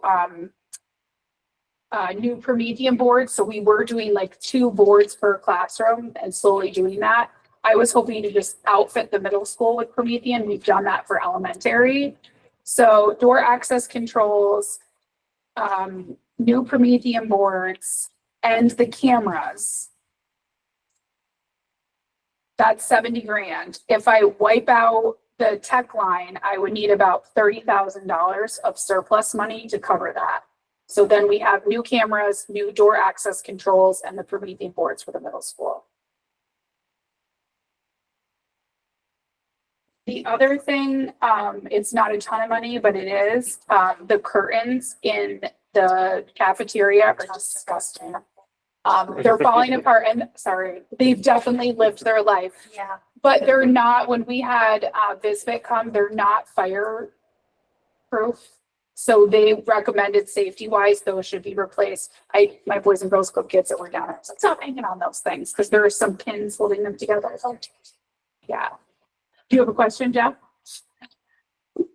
Those things are original curtains. But that's, well, there's more curtains upstairs. Where, up, like in the Attic. attic, okay? But it's like just a history. Yes, please. Those, that, when they put the closed in that other side, when they did the addition, Yeah, they took all those curtains down. They put one set in the gym. And then they put the other set, left the other set hanging where it is. So I mean, those are like way past their lifespan. so, Just yes, so you, I remember. Those curtains were there, I was in school. So I would like to replace both the curtains for $60,000. So there's a prioritized list on the side here, but obviously it's up to the board. The second one, again, we always go to the safety of kids. The basketball court that's outside by the playground is lumpy bumpy. We've talked about this. So I would love to get the basketball court paved. Now, would it be cheaper to pave by the side of the gym around back? And also I think there was a sidewalk, Jeff, you would know this. Was there a sidewalk by like Catherine Duguay's preschool room at some point there by preschool? Okay. So I would like to get that paved around. However, Markowski's are coming for stormwater and they're going to dig up a lot of things. And this money will need to be spent prior to July 1st. So I would like to do the basketball court for those kids. And I don't know, once they dig that up, what needs to go underneath there. well, they shouldn't have to redo the base. They might Okay. have to just redo it. And once they pull all that asphalt up, they could just, they redo it. Yeah, yeah. Just a minor grading of the court. Okay, yeah, that's the hope. So these were estimates. So I was hoping to do the basketball court, but I listed those other areas that have been on the five-year plan to see what the board would like. New bleachers was another one. The other one that is on here is a sound system for the gym. So every year for the play, we spend over $1,000 for audio, for microphones. We have to rent from a company. And then we love Aaron Audette. He brings a lot of his equipment for us to use. As much as I want to have Aaron Audette stay here forever, that's not the case. And I feel it's a waste of money every year to be spending $1,000 on mics. So one of the things that Greg shared with us, again, this is just an estimate, and we've talked to Neil too, is to get a new sound system for the gym with backdrops for projector screens. So when we do plays or anything like that, you can have a separate scene in the back. So that is 70,000 plus.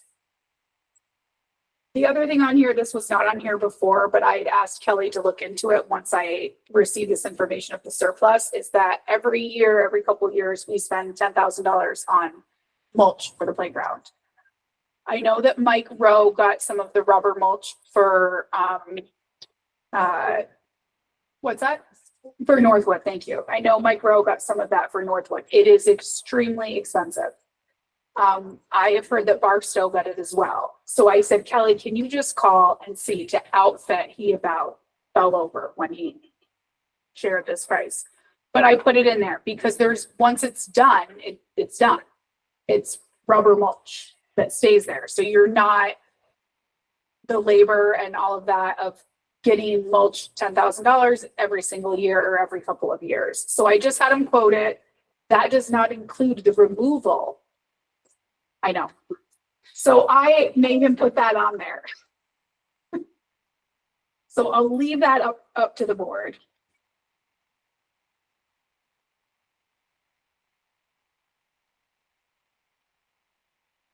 School looks have these things done. You gotta invest in the building.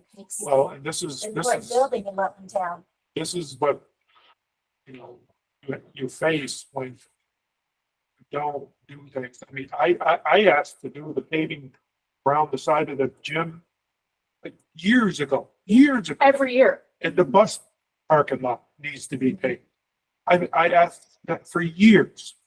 And it's like, no, I'm sitting in a different position. So it's like, you know, these are some of the things we need to do, but we also need to be careful that we have money to keep that aside, you know, for, The ceiling falls in or the roof or. Yeah. right, so I mean, you're not gonna get it all. Right. Well, I was just saying, Lewis has recommended that. I know that there's 626,000. I think recommend that we leave at least 300,000. Yeah, You know, right. so it's spend all the way down to the dollar. I mean, I was on board for the first like half. I felt pretty strongly about like the access controls cameras, the cameras I know we talked about when we were talking about that LinkedIn company coming in, you know, things like that. I know that was an issue a couple years ago. The boards, the curtains, the paving that we can do. That gets us to 250,000 right there. That doesn't include the bus Well, paving too. I'm just saying, I had just listed right around the school. So, and I know you talked about that paving over there. right, and that could be done with a different material. Okay.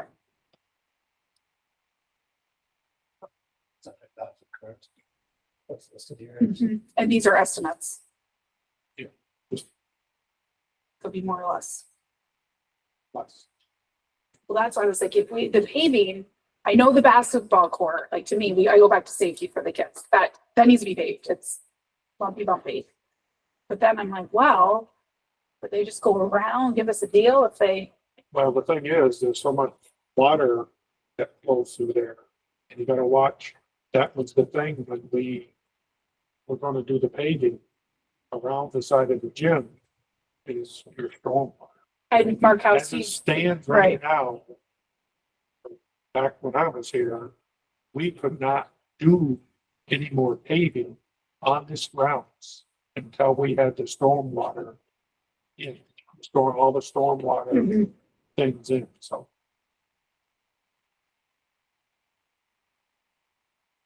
And Markowski's are coming tomorrow to meet with, they're supposed to at least talk about the stormwater, so it's kind of good timing. We gotta get that piece done first. And that, right, and this would need to happen before July 1st, and Markowski's won't be here until after July 1st, so.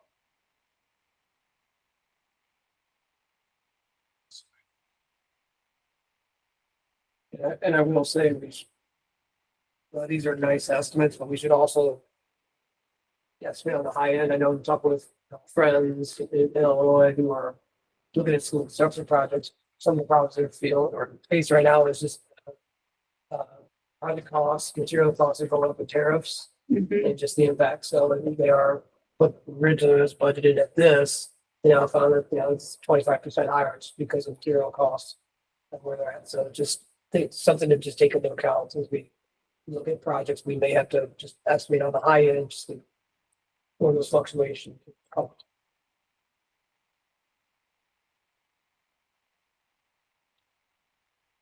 I guess what's the board's feeling, or what are you guys looking for from us? Like, I just kind of started thinking about this a few hours ago, so I'm trying to get it. And would, get it. would you be in favor if at the May board meeting, Sarah, you'll be there, but if you say $300,000, come back and say, here's what $300,000 would be, and feel about that plan, but I know we, you know, some of these, we do have to spend, by June 30th. Yeah. So the clock is ticking, you know, just getting people out here, but, Well, I mean, if the board's okay with, the door access controls, the, security cameras, the Promethean boards, that tech, because it's 30,000 from the surplus, because we'll all drain the tech line. Yeah. And the curtains and the HVAC, and I think Lewis talked about that, like if it comes in higher, we anticipated money back from Rutland City, that if they could start with some of that HVAC before, we can use that. but it's up to. I mean, I'm perfectly fine with that. Just to understand that anything over $40,000, there's a bid process, which is done in Yeah, consideration. Yeah. Try to get some of it in motion, Yeah. with still be able to kind of deliberate on some other things. Correct. Anything over 40, is that? You know, things that have to be done. So are we marking 300,000? Or we keep it 300,000? Well, Lou suggested just, try to, keep around 300,000 a month. So it'd be good. I mean, obviously, if there's a major project that could be agreed to over up. But we've got everything. So. Looking at the playground, when we first put that in, it was a PTO fundraiser for a few years. So I don't know what if the PTO is something that would maybe would rejuvenate the PTO so that they have a focus. Okay, we got to raise this money. You said the HVAC, they're coming out for some kind of bid. They're coming tomorrow. Or no, they're waiting on bids for HVAC. They're due on April 18th. So JDW, Mark McGee, Vermont Mechanical, and Kelly's left a few messages for control tech. I'm drafting an email to Lewis and Greg because I just want to make sure that clear next steps. Because it is a time crunch. I know we like to set this info. Yeah, like I said, I think I'm perfectly fine with working towards the 300,000, knowing that someone's going to probably have to go out to bid and things like that. Like I said, there's up until we get to the even the basketball court, but Jeff said that there's a hurdle there, right? So like, but Gotta make sure you get the stormwater. Right. But we're not adding anything. You're doing just the court, so that can be done. Court can be done, but you can't add any more On pavement. that corner that you want. Yeah, oh, right.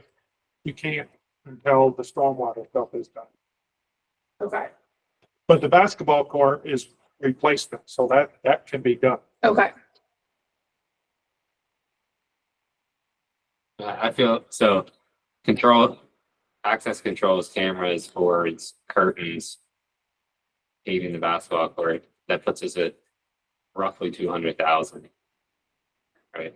Well, I would want $30,000 from surplus because I have 40 grand in the tech line that I haven't spent due to grants.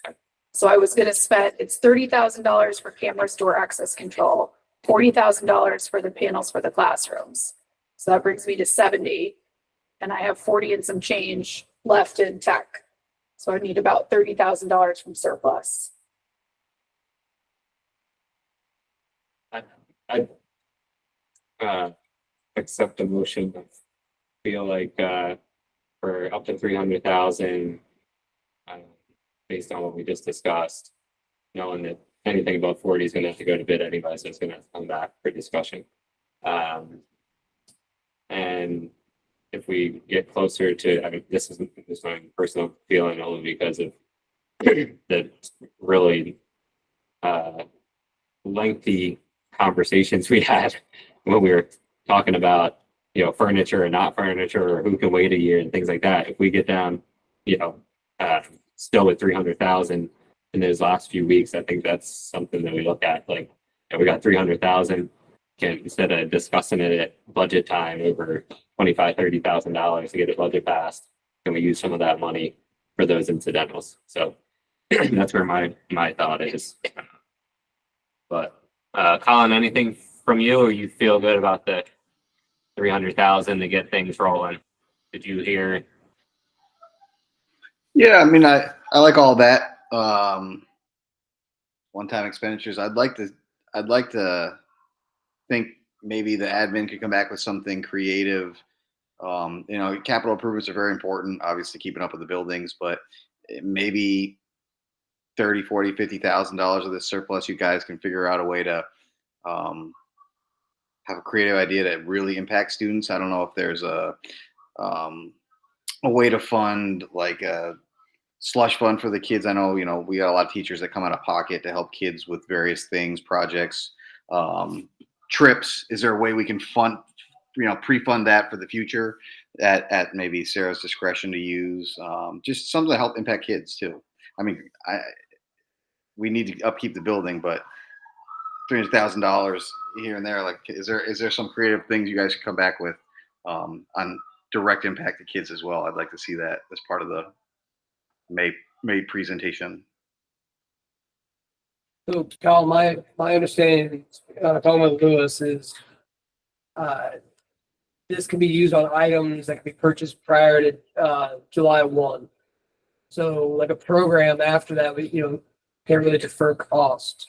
So, like if we're purchasing equipment that'll be used next school year, we can do that. But if setting aside dollars for a field trip for next year would not qualify. We could not defer that. So Sinking 40 grand into the PTO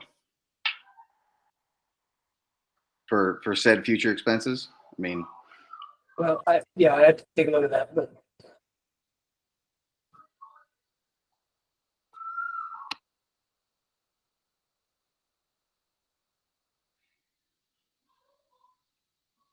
that's it. Just something creative. If it's available. Other than that, I like the plan, so I'm on board with that.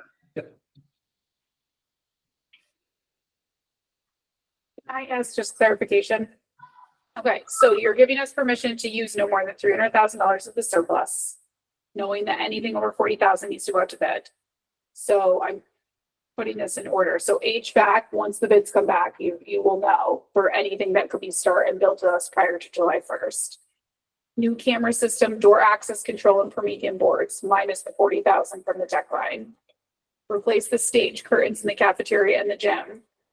And then what is and pave the basketball court.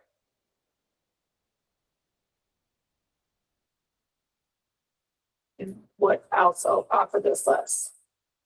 That's, 16. that's where I was at.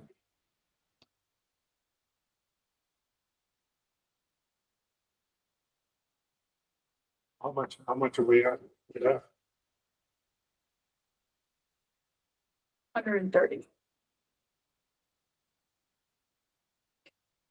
I don't know how much HVAC we could do, but with that new camera system minus the 40, that's 30,000. Stage curtains, that was 60, right? Paving was 60.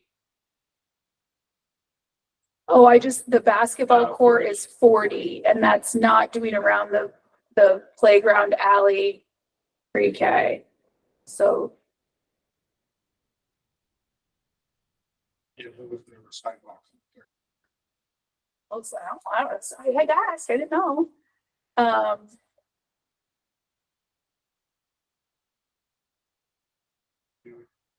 We can't use more pavement in the pavers. So the other thing that was on here, automatic bleachers. So Lewis gave us a contact from Pulteney High School, got new automatic bleachers. Those were on there. Sound system for the gym and the rubber mulch that's not popular with anyone. Rubber mulch. I have it. Yeah, we have it at the house. It's great. Yeah, it's just. I bought a house for that much. That's the crazy. We use them in horse arenas. Should have known this episode. What about the sound? How much was the sound system? So the sound system from $70,000 to $100,000 is what Greg thought.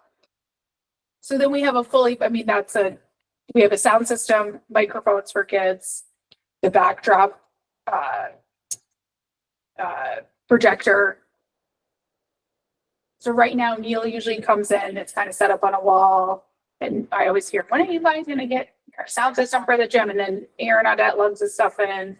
We rent from the company.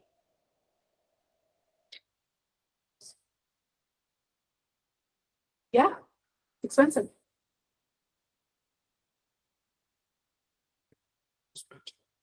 Oh. Teachers, The bleachers. full history with the bleachers. We put those in when the gym was built. And, I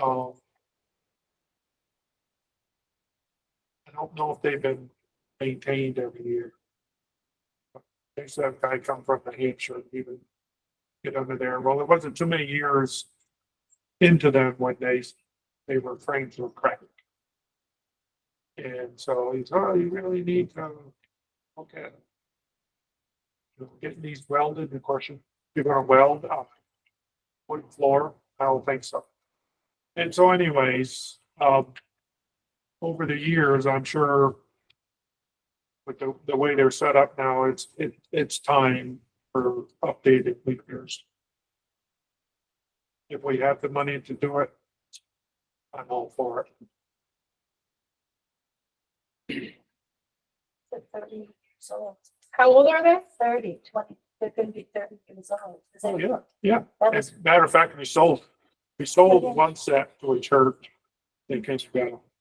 We put the other sets against the wall. We used to have them on both sides of the gym.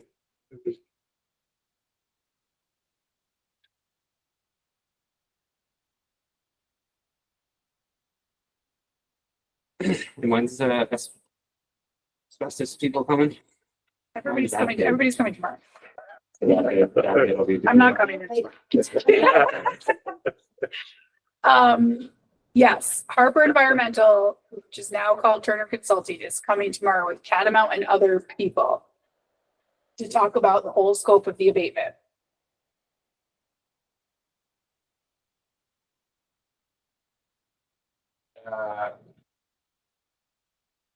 So I'm comfortable with the bleacher piece.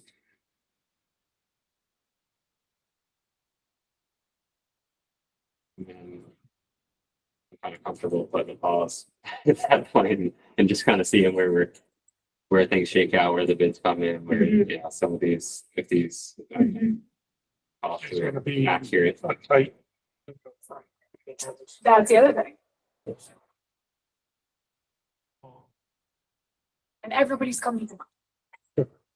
There's like 6 companies coming here tomorrow. Okay. Stop rolling. Okay, let's go. Okay, so just so okay, features.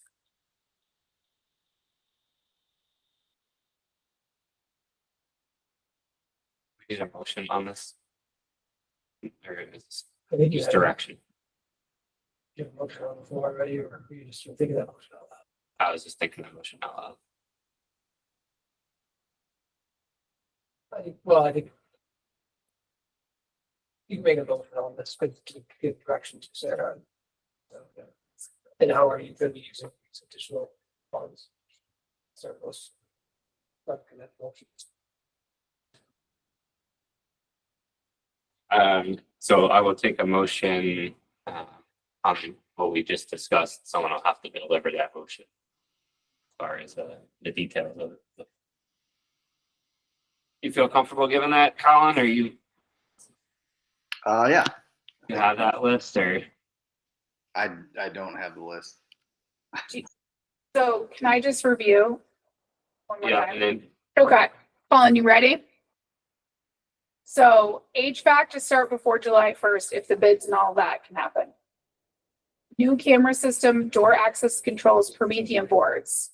We would need 30,000 from surplus because we drained the tech line.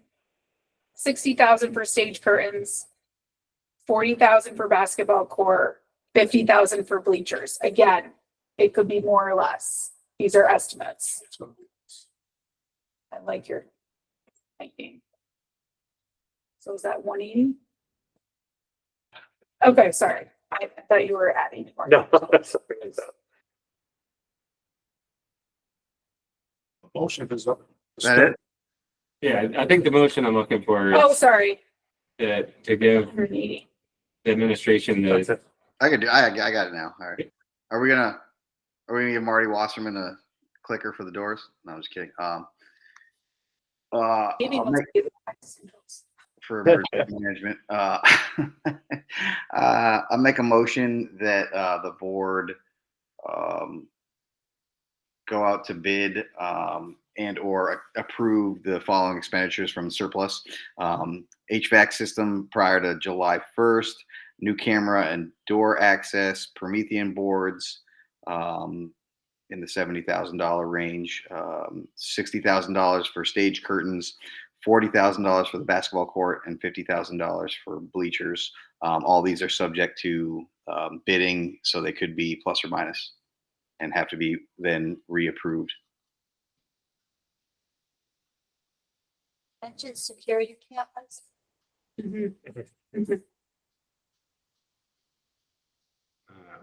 Anything else? Any discussion? All those in favor? Hey, Right. Motion passes unanimously. they don't. Your dream is coming true. Gonna see that. That looks like here. Really, They don't know. it's meant to be. Good things come to those. Thank you, thank you. Good things come to those. So rubber mulch, we're all in the wrong business. They don't know. They don't know that's. I think Kelly just spiked the cost because he was like, that's. You're gonna. That's why he wouldn't even put it on the list. Sure, you add it to the right side. So on to personnel. We'll take a motion to approve the contract recommendations packet, which will be found in the minutes for any public that Make a motion to approve the contract. any discussion. All those in favor? Hey, Any opposed? Motion passes unanimous. Vacancies are in the packet. We did, so the clerk, she did put it out. You'd like that. On to policy and looking for a motion to approve second reads for E17 H4.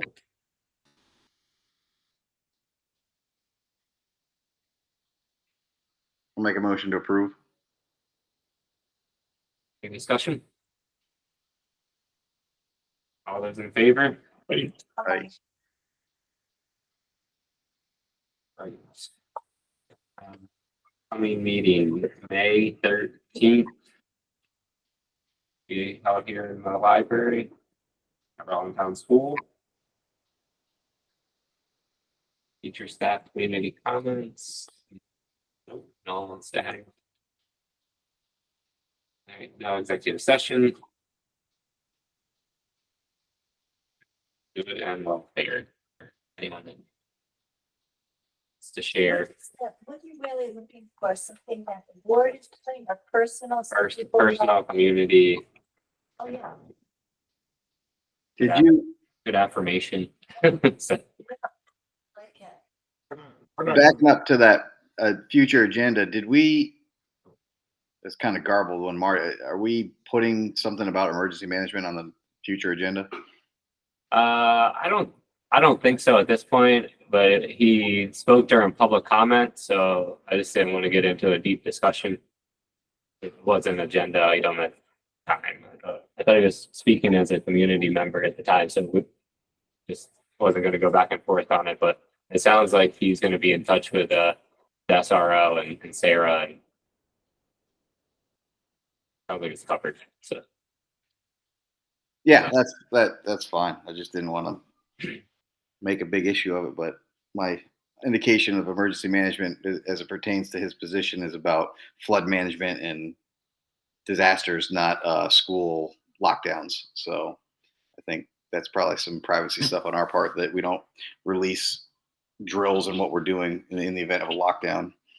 So Colin, that's why I explained when the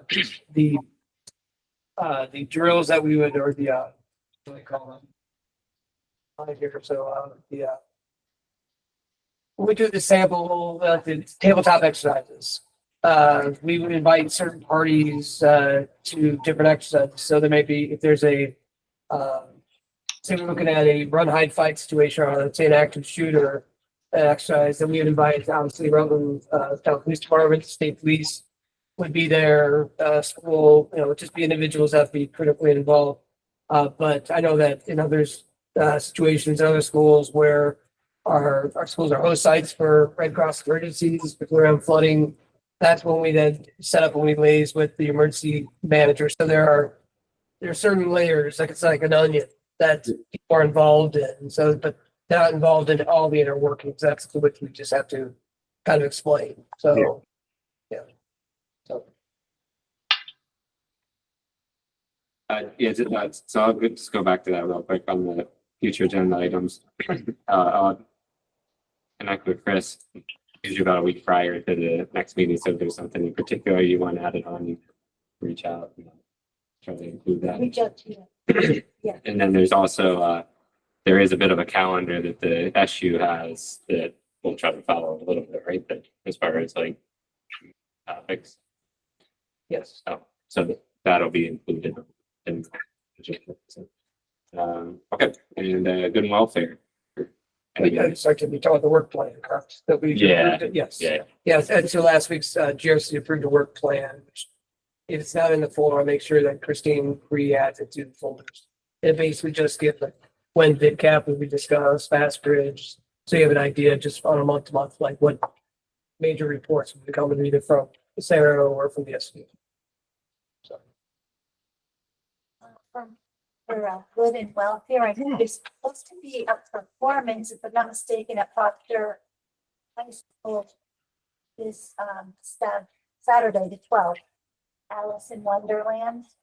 And there are 2 showings, so my neighbor is in the show, so I'm making a plan to go and watch it. I went to the last one, that's the Addams Family. So great, it's really fun to see the kids come out of their shell and be on stage. So I bet it'll be great again. Just want to wish everybody a very nice and relaxing vacation. Everybody, I think, is ready for that vacation. And it's like, to poor Teresa.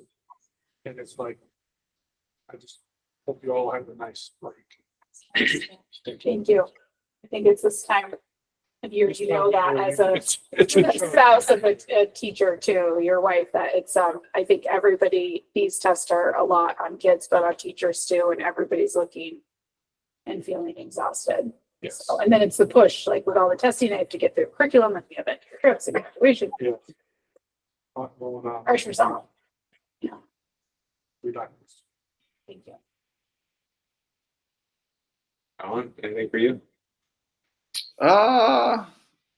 Arsenal pounded Real Madrid today, so that was nice to see in the Champions League. But no, just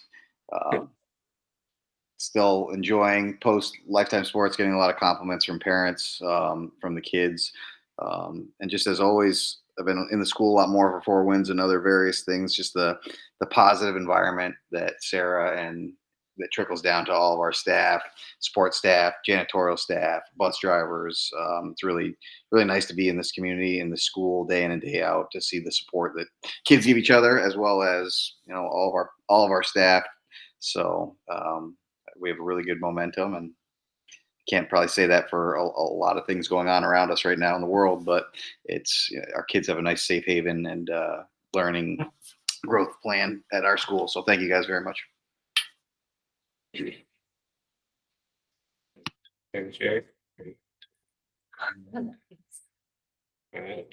Well, so I'll toot the horn of my 15 basketball players, because I think this time last month we were waiting to go into some playoffs at the Classic, which they ended up winning on the Friday night, which is awesome. And I was super proud of them. And I know we've heard this, like, well, I've been on the board for several years, so I hear this at least 4 or 5 times a year, just about like how respectful our kids are. And I had West Rutland varsity player come up to me after the game saying, most respectful team that I've seen come through this gym. And super awesome. So shout out to the school, the administration, teachers, families that are raising these kids. And coaches. And coaches for sure. Yeah, that's all I got. I would take a motion to adjourn. Motion to adjourn. All those in favor? Aye. Motion carries. Thanks. Thank you. We're adjourned at 8 p.m. Yeah.